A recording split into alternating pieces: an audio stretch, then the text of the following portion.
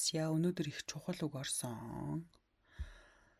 2-р төвшин бангман тусламж үзүүлэх, хамтарч хийх те туслах гэдэг үг. За туслах гэдэг нөгөө 2-3 янзын үг байдаг те. Тэгэхээр тэр гурвын хооронд харьцуулсан хичээл орсон байгаа. Тэндээс үзээрэй. За бангман тусламж үзүүлэх гэсэн үг байна.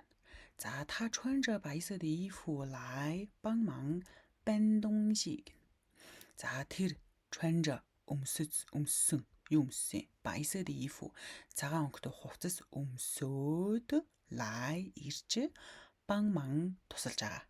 Юун туслаад байгаа гэхээр бандунши юм зөөхөд. Бан гэдэг чинь зөөх гэсэн үг те. Тэгэхээр бангмангийн хойноос үйл үг ордог байна. Яаж тусалсан гэд үйл үг орно. Хойноос нь хүн орж болохгүй. Хин туслаад байгаа гэж эзэн бие тэр хүний хэлж болохгүй. Дээрээс нь бангман гэдэг нь лихөөц буюу салдаг үг. Хооронд нь яагаад байгаа юу болоод учир начрыг голд нь оруулж хэлдэг тийм дүрмтэй. За хоёр дахь жишээ. Ни нэн бүү нэн бангман. За чи болох уу болохгүй юу чадахгүй юу бангман тусалж. За тэгэхээр бангман бан хоёр нь ялгаа нь юу вэ гэхээр бан гэдэг нь араасаа хин гэдгийг хэлнэ. Бас яаж гэдгийг хэлнэ буюу хүн орж болно бас үйл үг орж болно.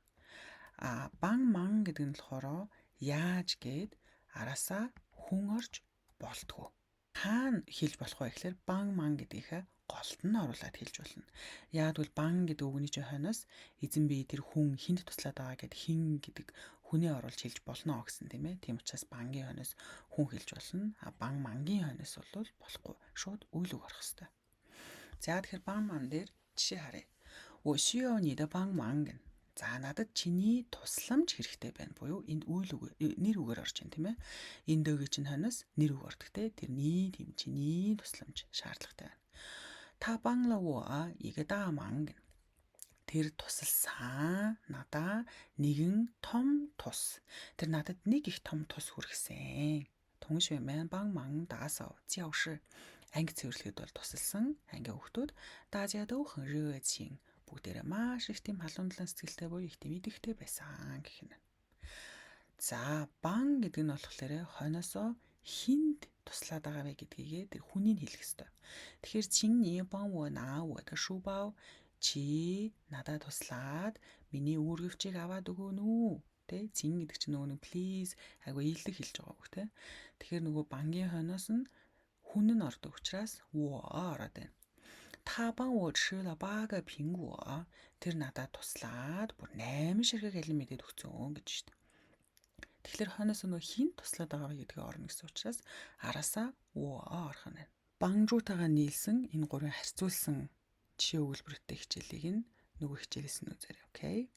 За бангман гэхээр тусламж үзүүлнэ, хамтарч хийх гэсэн санаа гэсэн тийм ээ.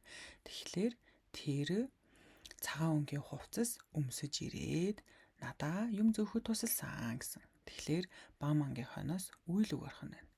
Ни нэмбүнэн бангман чи надад тусалж болох уу гэд бангман нь хойноосоо зөвхөн үйл үг авна эсвэл нөгөө салдаг үгээ гэсэн тийм ээ. Та хэд өөрсдөө энэ өгүүлбэрийг орчуулад үзээрэй. Өнөөдрийн үгсийг бангман тусламж үзүүлэх, туслах, хамтарч хийх гэсэн санаа үзлээ.